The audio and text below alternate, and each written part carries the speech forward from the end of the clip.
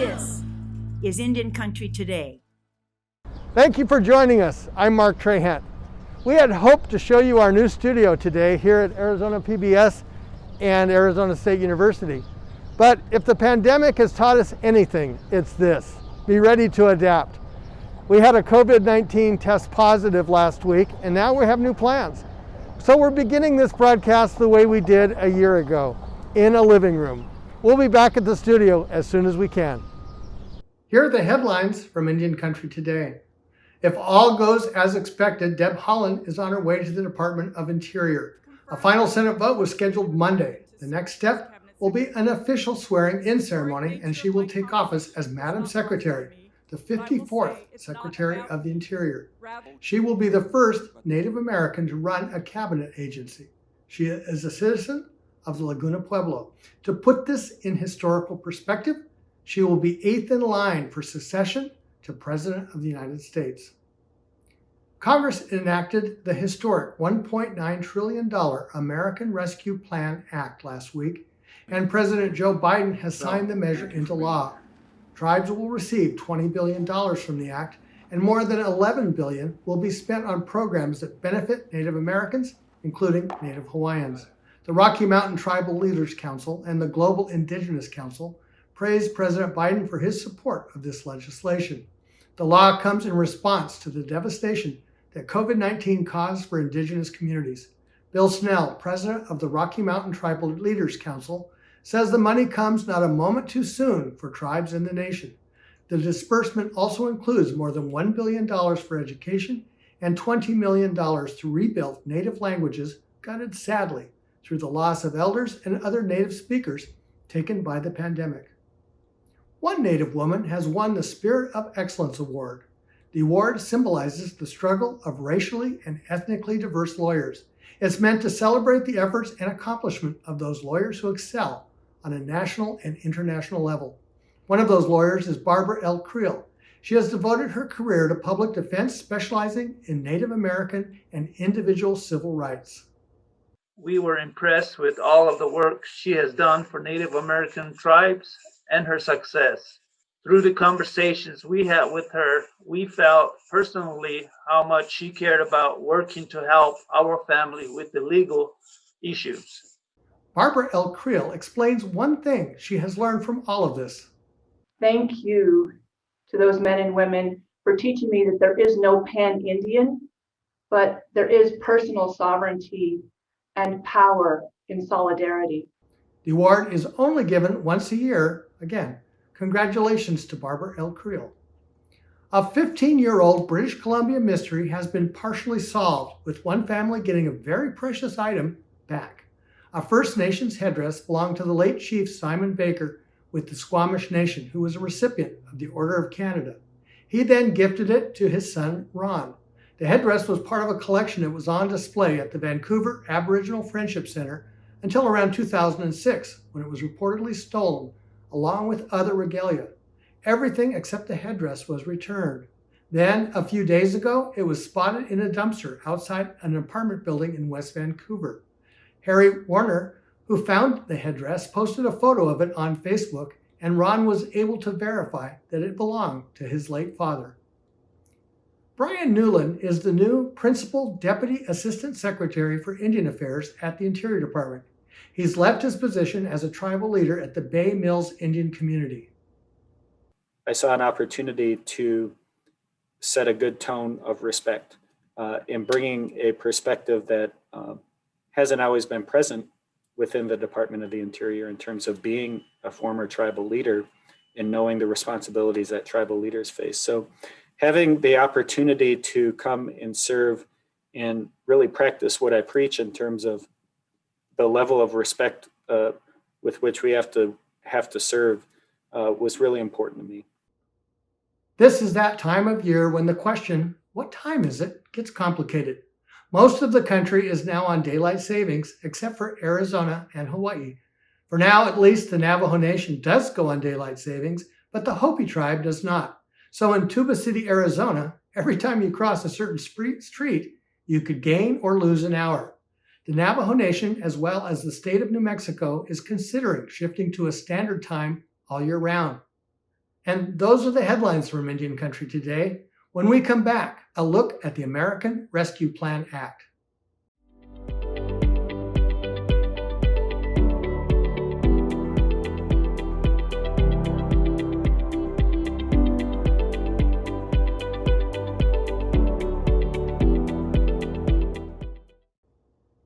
The American Rescue Plan is a $1.9 trillion package designed to mitigate the economic consequences of the coronavirus pandemic on the country.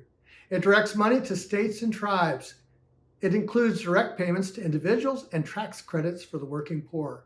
The legislation may be the most comprehensive social investment since President Lyndon B. Johnson's Great Society or President Franklin D. Roosevelt's New Deal. No Republicans voted for the measure. The new law puts $31 billion plus for tribal nations, representing the single largest investment in U.S. history. It's what Senate Indian Affairs Chairman Brian Schatz, a Democrat from Hawaii, called a down payment on the federal government's trust responsibility to Native communities and will empower American Indians, Alaska Natives, and Native Hawaiians to tackle COVID-19 in their communities. But while $31 billion is a lot of money, it's not equal to what tribes lost during the pandemic. I talked with 3 community leaders about the new law and what it means for Native Americans. Wayne Ducheneau is Executive Director of the Native Governance Center in Minneapolis, Minnesota. He is also a former tribal leader, and he is a citizen of the Cheyenne River tribes. I asked Wayne about the challenges of spending $20 billion. Well, I think, especially in light of the pandemic, right? Considering that tribes are still kind of recovering and trying to figure out the complexity that was the CARES Act funding. Many of the tribes I know in our region that we work with were so under the gun trying to meet that December 31st deadline, and then to have everything lifted at the end and extended, it caused a lot of tough times, as far as planning goes for Indian Country. You had many tribes working as hard as they could to expend every dollar by that December 31st deadline.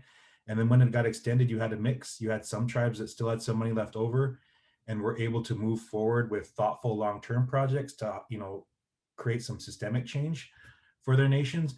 But you had some other tribes that kind of just bailed in and patchworked things and spent as fast as they could in order to spend the money. And so I think where we're going to find issues, one big issue with this $20 billion is, how can tribes pick up where they left off, and how can they use it to, in a strategic way moving forward to amplify the work that they're already doing. It's going to be a struggle, I think, for some tribes, but I think with proper technical assistance and support, they can really make a pretty big bang for this amount of buck. The act also has dollars for Indian health programs. And I think, some of the other things I was heartened to see in the bill was the investment in the Indian Health Service of $6 billion.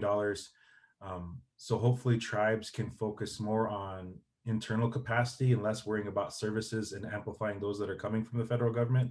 A lot of the tribes I know have contracted or compacted IHS responsibilities. So it'll be interesting to see how they're able to meld dollars they receive with dollars that these federal agencies are receiving to make sure that they're having maximum impact. And I think it's going to be interesting. I think now that vaccines are rolling out, and it's a great opportunity for Indian Country to figure out what the new normal will be. So it can be better than it was before. The one thing, again, with a lot of our tribal nations doing everything they can to slow down access and entrance and egress to reservations, there's been a lot more local spending, right? And so when you dump probably isn't the proper word, when you infuse an economy with this extra amount of resources, it's going to have a trickle effect. I don't want to use trickle either, because then it gets to trickle down economics, but it'll have an amplifying effect that can really help move, I think, never before seen growth in tribal economies. You have, I know through our works, our organization's investment portfolio, and learning more about, consumer confidence and consumer spending and how it's been a huge dip. I think you're right. I think with these increased opportunities for spending power for Indian Country, hopefully it'll generate and be put through the tribal economies so it can have maximum benefit. We are creating programs faster than I ever thought we would be, Mark. We're developing, we applied for an A&A grant Administration for Native American grant to do a tribal leader orientation, onboarding, and technical assistance program. And we didn't get the ANA funding, but we thought it was too good of a program to just not do. And so we had it scaled out over 3 years. We're now doing it all in the span of 1 year. We had it initially scaled to do it 8 tribes. We got it boiled down to 4 tribes, and it's really fun. We're kind of moving the work forward in the region in a new way. We're way less dependent on outside contractors and way more using way more our staff. And it's really been good times. We've continuing to have conversations with tribal leaders. So our work is being informed directly from them. I'll have to share we just got done formatting and putting together our last Native Nations listening tour report that had, we had 19 conversations with the 23 tribes in our region about issues of governance they're facing. And so we did this interview model where we asked similar questions, but conversations obviously went where they went. And there's a lot of good going on in any country. That's when we made sure to focus one of the questions on, hey, what's going great with your tribal nation, right? Instead of always just focusing on what issues there are. And so the amount of good we learned that's going on is pretty cool. And then where to be helpful to the tribes. You'd be surprised when posited the question, do tribes need more financial resources, or what can help, right? Very few of the tribes said they need financial resources.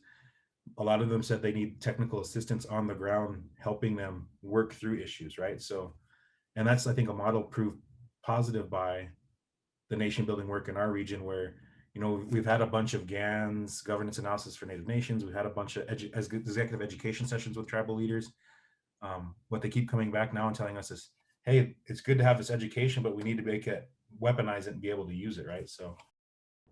When we come back, a foundation executive looks at the landscape ahead.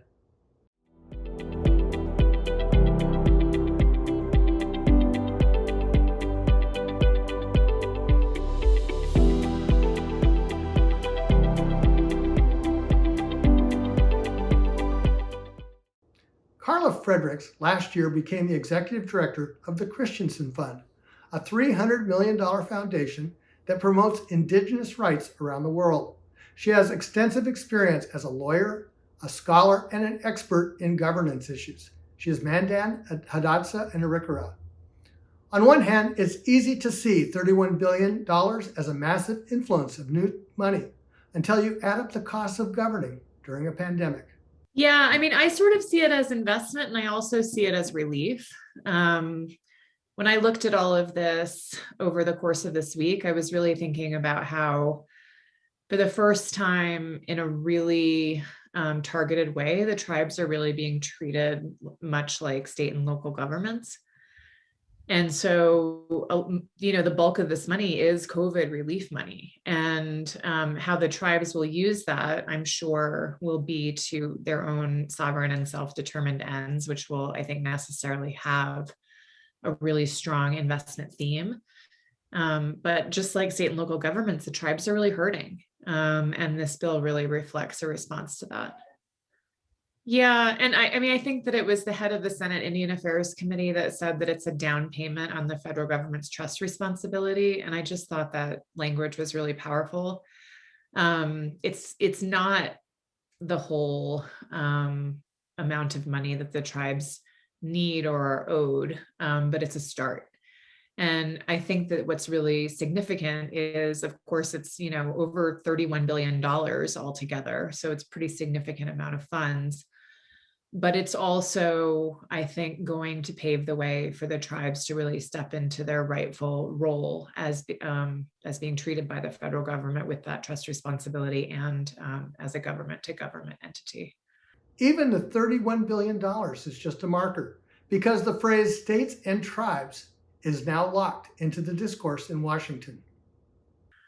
Exactly. And this is so important. I've worked as a lawyer on many different matters where the tribal piece just wasn't part of the legislation because tribes were not considered. And it's created massive hassles for tribes to try to orient themselves within that type of language that is not inclusive of their needs or concerns. And so I think that this is now going to be the way that it is for the future, that when we talk about governments, that tribal governments are part of that conversation fully.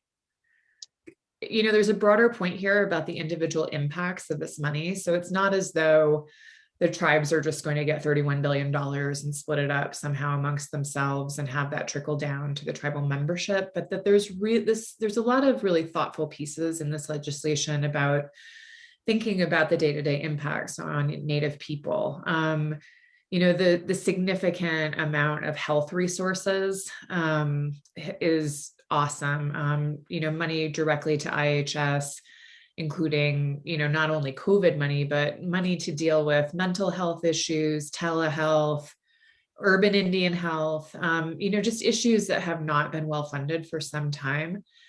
And monies for Native Hawaiians and people who, sometimes get left out of these larger legislative processes. There's also, as many people who live on reservations know, that the tribes are sort of standing in the shoes of the federal government or the state governments with respect to providing benefits to the tribal membership. So TANF, which is government support for families that's administered by tribes, there's a big patch in this legislation to provide resources there, as well as for child welfare and other programs that just really have a significant impact on the day-to-day lives of Native Americans.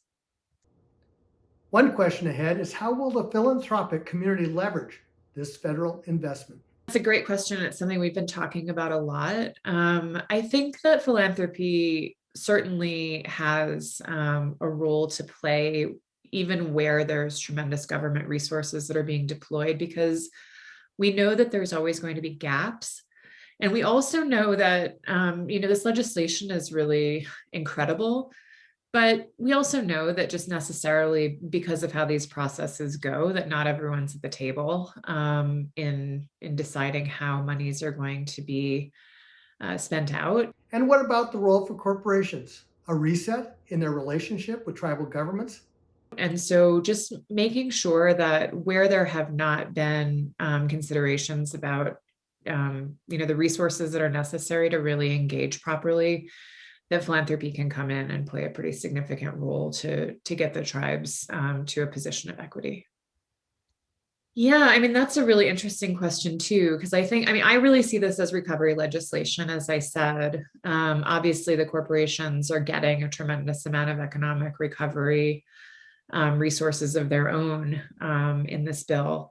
I think that, it is a matter of it really being a narrative issue, that to have tribes be considered by the federal government as a partner in this way is necessarily just going to change how corporations need to look at tribes as a matter of how they interact with them in the day-to-day business and in how they make decisions.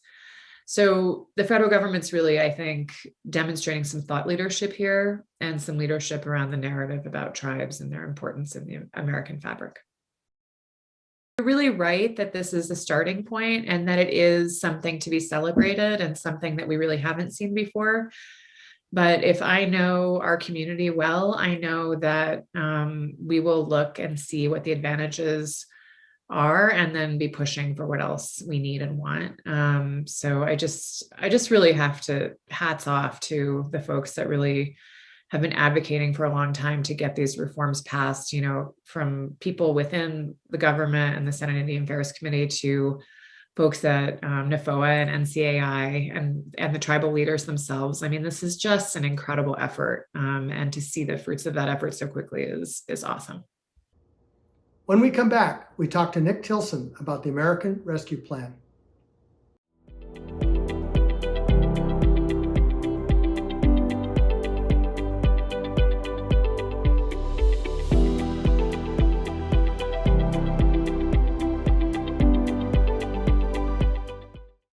Nick Tilson is president and CEO of the Indian Collective, a philanthropic and community development organization based in South Dakota. He is Oglala Lakota, and he sees the Rescue Act legislation as a massive opportunity. I think the number one thing that we have to do is we have to think about short-term and long-term goals in any kind of situation like this. And we have to think about making sure that in the short-term goals, we're making decisions about asset generation, you know, and I think that's one of the main things. A lot of times we just like, you know, we look at the shiniest, easiest thing to do, you know, and I think that a lot of tribes, including ours down here at Pine Ridge, started thinking about that. But I think long-term planning too. So like if tribes have long-term sustainability plans already in place, don't look at this as something new. Don't look at this as something new that you have to recreate your plans to adjust to this quote unquote money. Think about how you take this money that's coming into the communities to transition into recovery via the plans that you've had sitting there. And, you know, on Pine Ridge, I got to be a part of the creation of the Oglala Lakota Oyate Omanichie plan, which was a regional plan for sustainable development. It include big picture things like the creation of more east and west roads, because all of our roads were north and south, right? We wanted to create more east and west roads to create more, open up areas for more tourism corridor, decrease emergency response times, making sure that you're opening up other areas for community development, housing development. I mean, those are big picture thinking, you know, type of economic development opportunities that are regional. And so I think really taking advantage of planning that you've done before, and if you haven't, taking the time to do some planning up on the front end, so that this is actually that you allocate these resources the right way. We haven't begun to even scratch the surface of the impact that the last 12 to 14 months has had on the mental health impact of our nations, and how many of us haven't even begun to mourn the thousands and thousands of deaths that have happened throughout Indian country. And that's a real thing. I mean, we're going to have struggles ahead of us in that area. And so we have to make sure that we are leveraging, you know, some of the HHS money that's in this act to also be thinking about how we are up in the game to provide mental health services and healing services to our communities and to our people, because it's going to take both Western medicine and it's going to take traditional medicine. And I think that we're such survivors. I think that a lot of times that what we have done as Indian country during this time is we've compartmentalized in a lot of way of the true mourning that needs to happen. And I always talk about those things because those are elements of economic prosperity too. Prosperity is not just about money and resources and land. It's about how we are in those places. And so I think that, you know, we have to be thinking really holistic about this approach too, you know. What's next? I think the education dollars in this bill are really important, and the direct, you know, the 20 billion that's directly for tribes. I think that the mixture of those things are monumentous, because I think we learned a lot about education in this moment, and really like how much we have been failing in Indian education, and how we can be upping our game so much more. And so, I mean, I'm hopeful that the influx of dollars in here isn't just spent to go into buying things, but actually going into innovate education and saying, you know, here's extra dollars in the BIE and Indian education to actually think outside of the box, not just, you know, build more facilities and buy more vehicles and buy more computers, but actually thinking about what does it mean to reduce the amount of teachers per student? I mean, thinking about the real stuff, because a lot of times we, you know, education, our schools in rural, poor communities, in some ways, what ends up happening is they become population centers, or they become employment centers. Mm-hmm. And so because they're essential services, right? Well, if we actually think about what if we radically transformed this opportunity and we cut in half the student to teacher ratio in Indian country. And if we organize these resources the right way, that shit's possible. And because we have amazing educators out there, but when we have the ratios that we have of, student per teacher ratio, sitting up in the 20-25, range, if we cut that in half, the quality of education will automatically go up. And that doesn't take a whole bunch of technology. That doesn't take a whole bunch of money in facilities and vehicles and buses and all those things. That's money into salaries and to train our teachers. And so I think that we should be thinking about that a lot more, because a lot of times we think about education, we think about facilities, we think about all these things, because it makes the perception that we're doing better in education, as opposed to, the actual quality of education. So that's something to me that I'm just like pondering about. Thank you, Nick Tilson, Carla Fredericks, and Wayne Ducheneau. That's a slice of our Indigenous world. We will be back with another edition tomorrow. I'm Mark Trahant. Sometimes you got to take a stand just because you know you can. Oh, you got to run, you got to run.